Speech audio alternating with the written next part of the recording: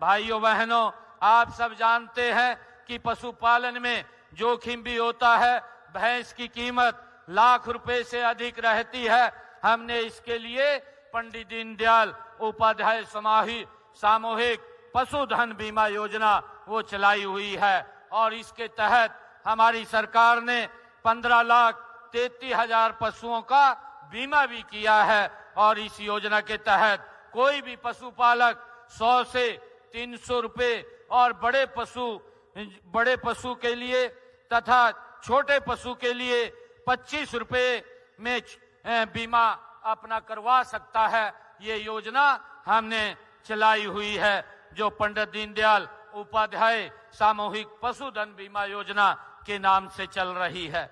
साथियों, इस योजना के तहत अनुसूचित जाति के पशुपालकों को पशुओं का बीमा निःशुल्क किया जाता है और इस योजना के तहत अब तक 26,000 पशुपालकों को 106 करोड़ रुपए के राशि के क्लेम भी सरकार दे चुकी है।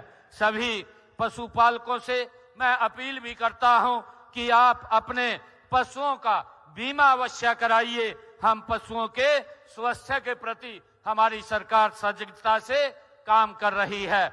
घर द्वार पर पशु चिकित्सा सेवाएं प्रदान करने के लिए हमने हरियाणा प्रदेश के अंदर 70 मोबाइल पशु चिकित्सा इकाइयां वो कार्यरत हैं। साथियों, इसके अलावा प्रदेश में 2,966 पशु चिकित्सा संस्थान वो भी काम कर रहे हैं और इनके माध्यम से 71,26,000 पशुओं को पशु चिकित्सा सेवाएं प्रदान की जा रही हैं। साथियों, पशुपालकों के लिए एक टोल फ्री नंबर 1962 पर वो कॉल सेंटर हिसार में भी खोला गया है ताकि उनकी समस्याओं को तुरंत अमल में लाया जा सके।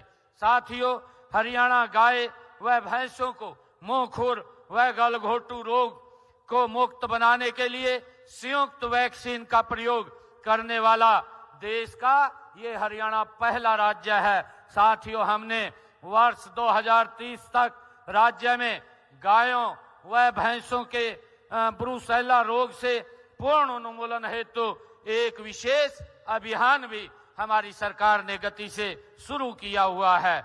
हमने राज्य में गौ संरक्षण एवं गौ संवर्धन के क्षेत्र में कारगर कदम उठाए हैं।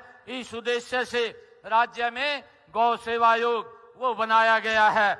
हरियाणा गौवंश संरक्षण एवं गौ संवर्धन अधिनियम 2015 के तहत गौ हत्या करने वाले व्यक्तियों को 10 वर्ष तक कारावास व 1 लाख रुपए जुर्माने का प्रावधान किया गया है।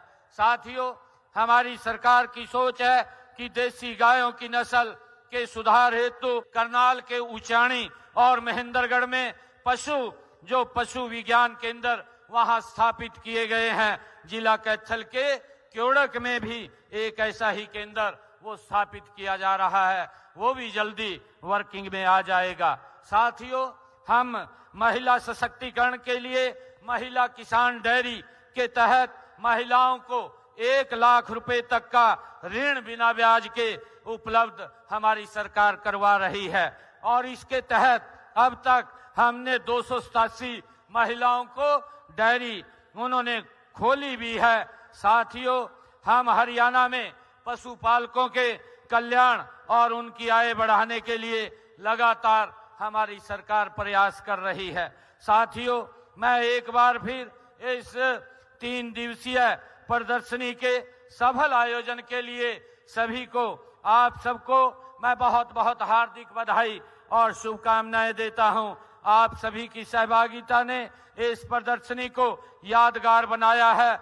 मैं आप सभी से ये आग्रह भी करता हूं कि यहाँ मिली जानकारी और प्रेरणा और जो आपका अनुभव यहाँ पर 3 दिन आपने यहाँ देखा है, समझा है, आपने जाना है, आप अपने गांव में और कार्य क्षेत्र में लोगों के बीच में भी इसको पहुंचाने का हम काम करेंगे। आप सबका मैं बहुत बहुत धन्यवाद करता हूं।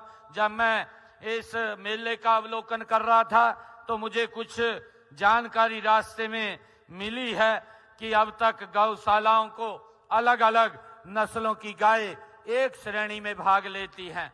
मैं आज ये घोषणा भी करता हूं कि भविष्य में गौशालाओं की गायें भी अलग अलग नस्लों के अनुसार अलग अलग श्रेणियों में वो भी भाग लेंगी। आप सबका मैं बहुत बहुत धन्यवाद करता हूं।